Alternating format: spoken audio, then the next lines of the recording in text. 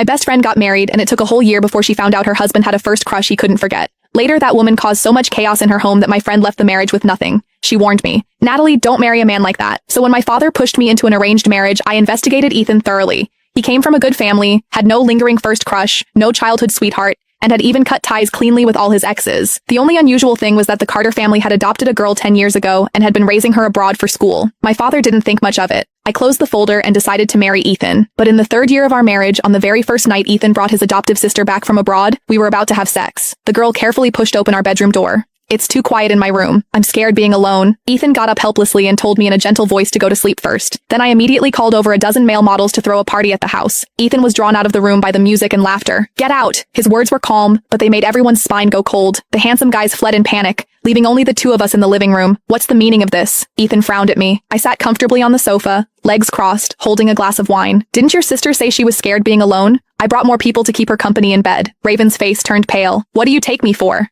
I smiled brilliantly, enunciating each word. "A shameless homewrecker who seduces her own brother." Ethan's expression turned cold instantly. "Natalie." Raven's eyes reddened, trembling with anger. "What right do you have to say that about me?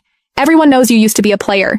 If it weren't for the marriage arrangement between our families, my brother would never have married a woman like you."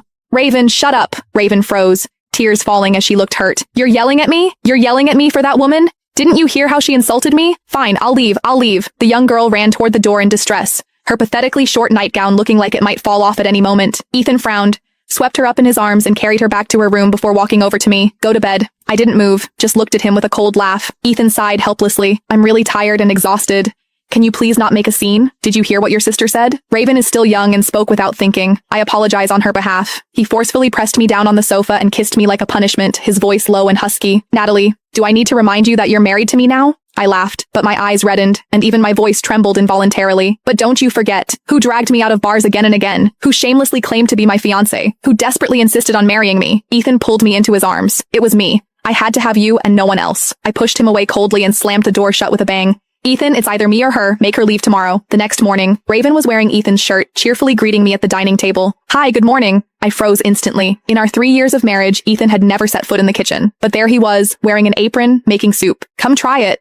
My brother's chicken soup is delicious. Whenever I'm feeling down, one sip of his soup makes me feel better instantly." And Ethan acted like nothing had happened. "You're up? Come sit." I took a deep breath, forcibly suppressing the anger and pain surging in my chest, and immediately called my new assistant. "Prepare breakfast for me and have it on my desk by 9 sharp. I turned and left without hesitation. Behind me, I heard Raven complaining. "I was trying to make peace with her and this is how she acts." "Fine, don't eat it. You made it for me anyway." On the way to the office, I contacted my brother. "I want a divorce." "Are you joking?" I gripped my purse tightly. "I'm not joking," my brother asked in disbelief.